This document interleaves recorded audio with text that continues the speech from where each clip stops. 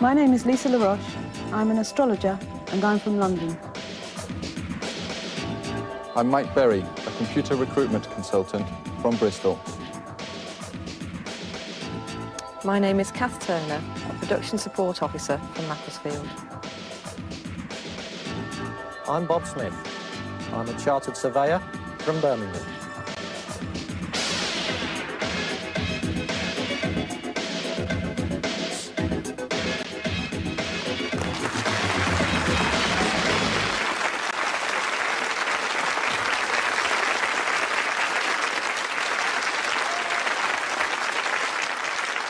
Good evening. It's great to be back for the 13th year of television's toughest quiz.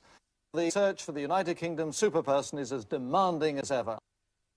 And the first thing I have to do is to congratulate all 36 contestants who qualified from the 11,000 people who originally applied.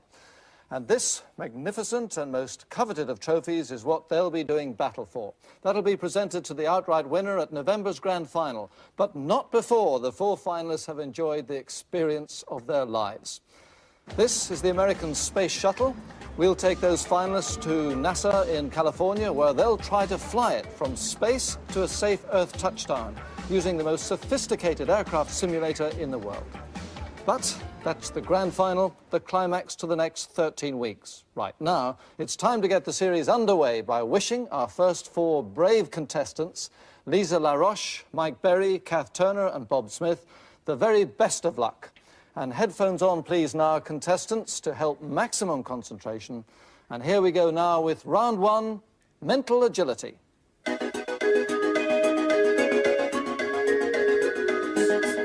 And tonight's speed test features time intervals of various kinds. I will give each contestant enough information for him or her to give me the time, date or day I'm seeking. For example, if I said 1 hour 20 minutes before midday, the correct reply would be 10:40. Or if I said 11 days before July the 1st, then the answer would be June the 20th. This is a speed test, so each contestant must tackle as many questions as they can in 40 seconds. We're going to begin with you, Lisa, and your 40 seconds start now. How many days between Monday and Thursday? 2. 4 days before Tuesday? Friday. 1 hour 40 minutes before midnight? 10:20. 7 months after October? May. 3 days before April the 2nd? March the 30th. A quarter of an hour after 12:50? 1:05. 12 days before Friday? Sunday. 1 week before March the 3rd? February the 24th. Wrong. 9 months before May? No need to answer January. that. It would have been August, but in fact, in 40 seconds, marvellous start for you. You've got 7. Well done. And we move along now to Mike. And your 40 seconds, Mike, start now. 3 days before Sunday? Thursday. 2 hours 10 minutes before midday? 9:50. How many days between Saturday and Wednesday? 3. 4 days before June the 3rd? May the 31st. Wrong. 5 months after September? January. Wrong. 3/4 of an hour after 2:55? 3:40. 1 week before August the 2nd? July the 26th. 9 days before Monday? Saturday. You just missed that. The music started before you were right, but too late, I'm afraid. But in 40 seconds, a good start for you. You've got 5 right. Well done, Mike. And let's move down now to Kath. And your 40 seconds start now. How many days between Tuesday and the following Monday? 5. 5 days before Monday? Wednesday. 1 hour 20 minutes before 10 o'clock? 8:40. 6 months after November? May. 6 days before May the 4th? April the 29th. Wrong. 3/4 of an hour after 10:35? 11:10. Wrong. 1 week before February the 5th? January the 20th. Well, the answer was the 29th, but not to worry. In 40 seconds, you scored 4. Well done, Kath. And finally, it's the turn of Bob. Your 40 seconds start now. 4 days before Thursday. Sunday. How many days between Sunday and the following Thursday? 3. 2 hours 50 before 4 o'clock. 1:10. 4 days before August the 2nd. July 29. 10 months after September. July. A quarter of an hour after 3:55. 4:10. 11 months before February. March. 1 week before December the 3rd. November 26th. 12 days before Friday. Don't need to answer that. The answer would have been Sunday, but fantastic start for you, Bob. In 40 seconds, you've got 8 right. Well done. Well, what a tough baptism that first round is, but some excellent performances there. And with the usual 10 points, 6, 4 and 2 for first, second, third and fourth place, let's look at the scoreboard. And there in fourth place, Kath, third, Mike, second, Lisa. But the early leader with a Krypton factor of 10, the chartered surveyor from Hall Green, Birmingham, Bob Smith.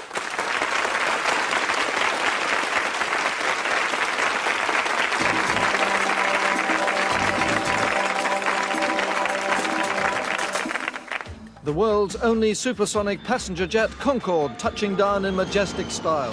And tonight we challenge our contestants to land Concorde by taking the controls in the £8 million flight simulator at British Aerospace Bristol in an exacting and nerve-wracking coordination test. British Airways Concorde training captain Jeremy Rendell will judge the landing attempts. The approach is into Kennedy Airport, New York, and first to go is Lisa LaRoche. Flying fairly steadily as she follows the commands of the attitude director indicator. In whichever direction those yellow bars move, she must turn the control column in her hands the same way.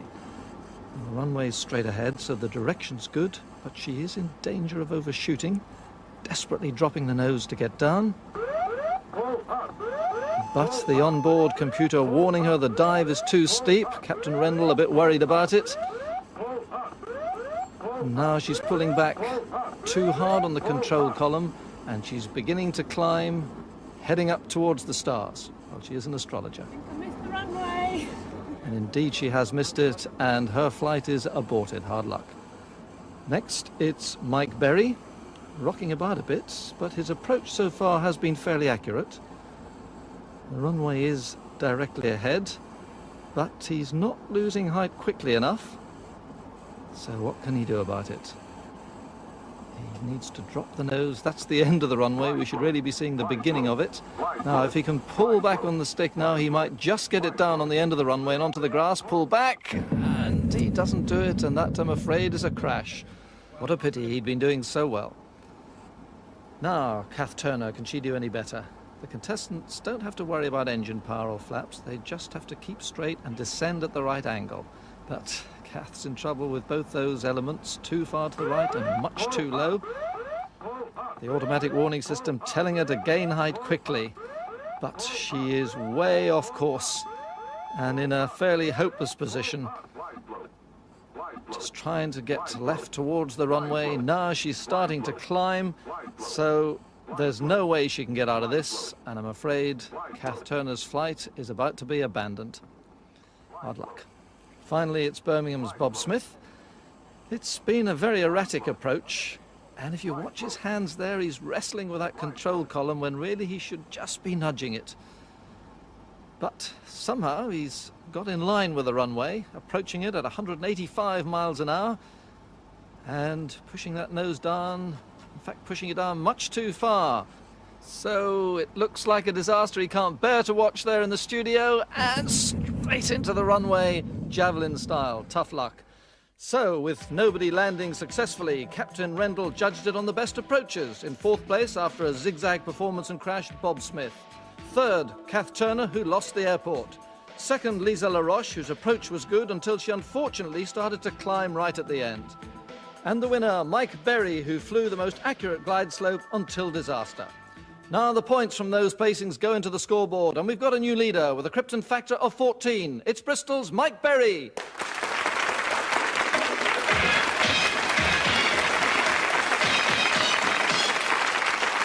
Time for round 3, a brand new observation challenge. Gone is spotting the differences between take 1 and take 2. In its place, the even more exacting task of spotting 6 deliberate mistakes that occur during just the one showing of a specially shot sketch. There could be changes to costumes, props, or information like places, names, and dates. For example, a picture on the wall might disappear halfway through the sketch. A bow tie might suddenly become a cravat, and a location referred to as London at the start might become Bristol by the end. So note very carefully what our performers say, wear, and use. But in tonight's sketch, you can forget the fast changes of location. That's all part of the fun, as we're joined by special guests Annika Rice and Kenneth Kendall, getting this new style observation round off to a flying start. Contestants, turn to your screens, please. Maximum concentration, absolutely vital now as we join the Krypton Factor treasure hunt. Oh, I've quite a stitch now. You know where you are, Annika? No, I've lost my clue, Kenneth. The cameraman, David, says I must have dropped it somewhere. Oh, Annika. Never mind, I'll give it to you again. On a street where ships might be, enter a building with masts. Take 50 paces west to find the answers just beyond our ken. Oh, well, we think a street where ships might be is Harbour Lane, Annie. Is that any help? Yes, here it is. I found it, yeah. Oh, wow, that looks nice. Thanks a lot. Pay back. Hey! Ah! Oh, sorry about that. You have to get a move on, Annie. Yeah, Kenneth, hang on a second. £2.50. Any news? £5. Come on, Annika. £10 each. Time's running out. No problem, Kenneth. Yeah. Oh, look at that. What a bargain. I say, lads, thank you very much indeed for all your help. See ya. Hey! The building with masts we think is a TV studio, Annie. There they are. Oh, great. Can't miss out on those. You'll have to hurry. Sorry, Kenneth, there's been a bit of a hold-up. Oi! Hey! Oh, gosh. Oh, Annie. On a street where ships might be, enter a building with masts. Take 60 paces west to find the answers just beyond our ken. 60 paces west. Which way's west, Eric? Come on. Come on!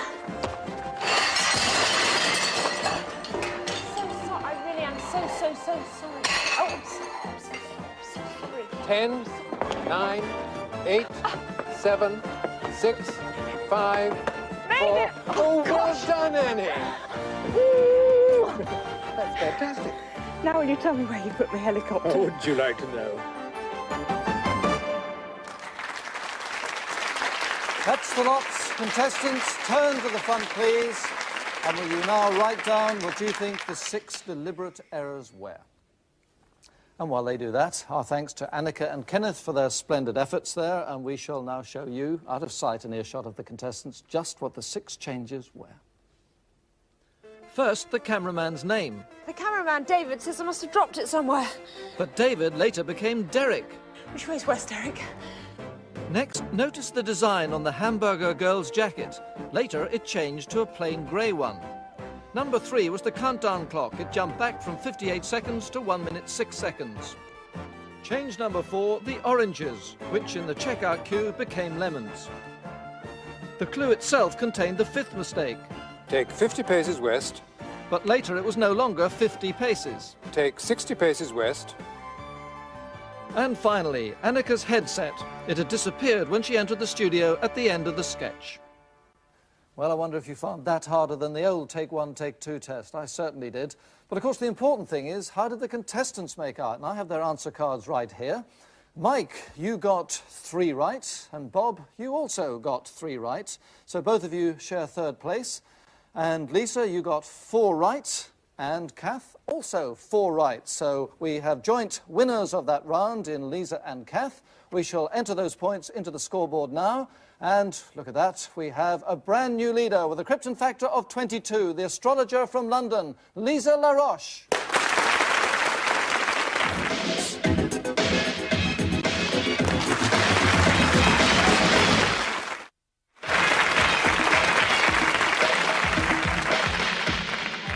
Round 4 takes us out to the Krypton Factor assault course. 20 obstacles packed closely together down 450 yards of Lancashire moorland.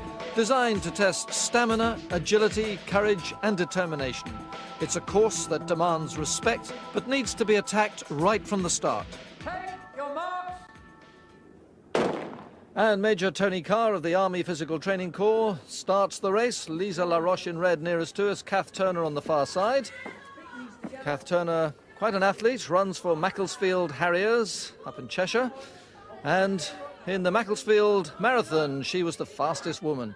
And that's nicely over the rope swing and going very well indeed right at the start. Now the men underway, Mike Berry from Bristol nearest to us and Bob Smith from Birmingham on the far side. Both keen soccer players, play in their local soccer leagues. And look at that for aggression. I talked about attacking the course and Mike Berry doing just that. Now all our contestants will have spent the last 5 weeks following a rigid training schedule set for them by the Army Physical Training Corps, preparing them for this course. They've also spent a day with the Army learning the best techniques to employ for these obstacles. And there you can see just what I'm talking about. When they land, their feet are together, their knees are together, exactly as they're told by the Army. Good example there from Kath Turner. So in the lead at the moment, it is Mike Berry. He's gone ahead of Kath Turner. And you'll notice the technique when he climbs this scramble net. Select one strand of rope, climb either side of it, and lean back as you go towards the top. This is Bob Smith in third place. But Mike Berry and Kath Turner there, pretty close together. Kath's a real fighter, so she'll not let him get too far in front. Bob Smith trying, though, to get up into second place himself. So, going towards the first of the water jumps now, Mike Berry. And he bounces in and bounces up and has to power up that inverted V. So there's plenty of strength left there. He's running a very good race indeed, Mike Berry. And this is Kath, and that's a cold dip for her in the second water jump. Leaves her back in fourth place and won't improve on that, I wouldn't think. But Mike Berry coming down now the aerial slide with the landing to think about. And immediately he'll be pulling up those knees, up go the feet, and that's a perfect splashdown. And look at the battle going on behind him for second place. And on the far side, Bob Smith just goes half a stride ahead as Mike Berry has the finishing line in his sights. And now down the aerial slide. Who's going to get second place? No doubt about who's going to get first place. Mike Berry, it's been a brilliant run. He now takes the tape and the 10 points in a very fast time. But splashing down together, Kath and Bob, and it is Kath who gets her hands out of those safety loops quicker and on her way to the last obstacle with Lisa way back in fourth place.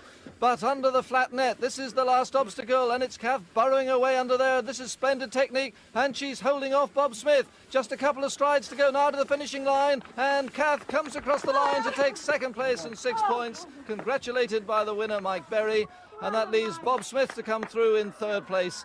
Great sportsmanship there by all our contestants as we update the scoreboard with those points. And Lisa drops down into second place, and back in front with a Krypton factor now of 28 is the recruitment consultant from Bristol, Mike Berry.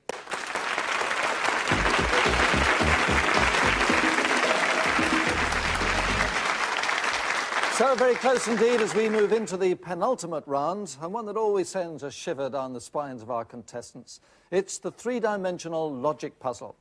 And tonight's test celebrates the 200th anniversary of the French Revolution. From that array of irregular-shaped pieces, the contestant's task is to build the main fortifications of the Bastille, and the test finishes when the tricolour flies from the centre of the building. Are you all ready, contestants? The test starts now.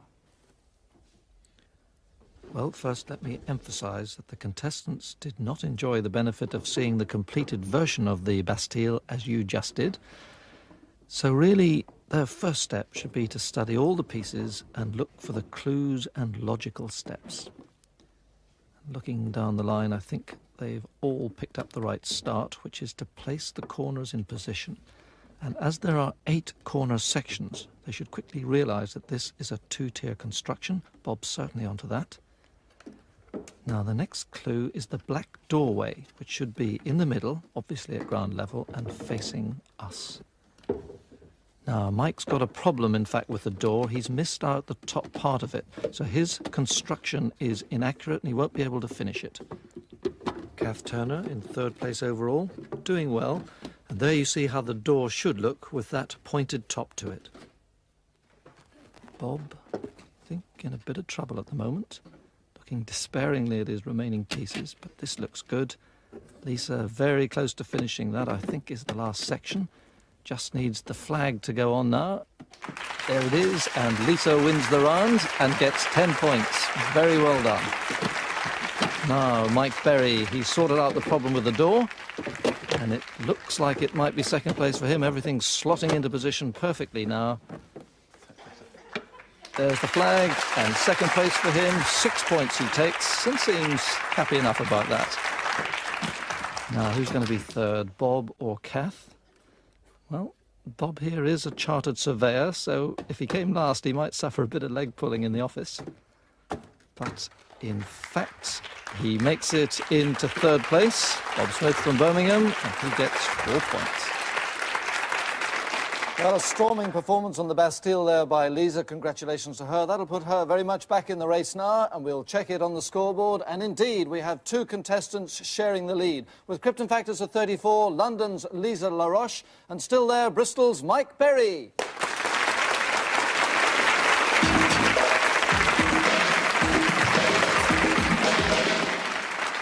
So a very tight battle going on here as we enter the 6th and final round. Don't forget the winner of tonight's first heat will go through to the Group A final in 3 weeks' time, and the runner-up has a chance of being there too if his or her score is high enough. Coming up, 100 seconds of rapid-fire general knowledge questions to be answered on the buzzer. 2 points for the correct answer, but 2 points deducted for a wrong answer. Stand by, contestants. The clock starts now. Before 1954, what name was used for what are now the Commonwealth Games? The answer is the Empire Games. Too late. The Empire State is the nickname of which of the USA's 50 states? Bob. New York. Correct. Who plays New York policeman John McClane in Die Hard and David Addison in Moonlighting? Mike. Bruce Willis. Correct. In which sport were Helen Wills Moody and Dorothy Rand? Bob. Lawn tennis. Correct. Which composer wrote parts for 3 tenors, Cassio, Rodrigo and Otello in his 1887 opera based on Shakespeare? Answer is Verdi. Which queen says sentence first, verdict afterwards in Alice in Wonderland at the Bob? Queen of Hearts. Correct. 2 of the heart's 4 chambers are atria. What are the other 2 called? Bob? Ventricles. Correct. Which ventriloquist has a dummy called Lord Charles? Bob? Ray Allen. Correct. Who defeated Alan Beath in July 1988 to become leader of the Social and Liberal Democrats? Bob? Paddy Ashdown. Correct. In which of the arts was Sir Frederick Ashton famous? Bob? Conductor. No, ballet. What name is used for a basket below a balloon or airship as well as for a boat in Venice? Bob? Gondola. Correct. In which country are the regions of Gondar, Wailo, Tigray and Eritrea? The answer is too late, I'm afraid. I've already started. Ethiopia. Which religious group regards the former Ethiopian Emperor Haile Selassie as Bob? Rastafarians. Correct. Which author created the character Raskolnikov in his novel Crime and Punishment and wrote the brothers Mike? Dostoevsky. Correct. Which movement began... And that's it, the end of the round, but not the contest, because 2 contestants, Mike and Bob, are level on 38, which means a sudden death playoff. I will read the next question. The first one to buzz will answer. If he gets it right, he wins the contest. If he gets it wrong, then 2 points are deducted in the normal way, and the other person wins. So, stand by, Mike and Bob. Here comes the question. Which movement began after a camp in Dorset in 1907 on Brownsea Island in Poole Harbour?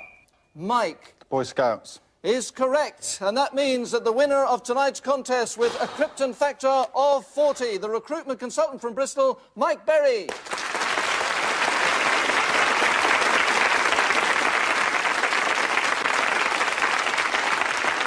Fantastic finish and a great way to start the series. Our warmest congratulations, of course, to Mike on that splendid victory. We look forward to seeing him again in our Group A final. And with a very good runner-up score of 38, well, Bob might well be joining him there too. In the meantime, from all our contestants here this evening, and from me, good night.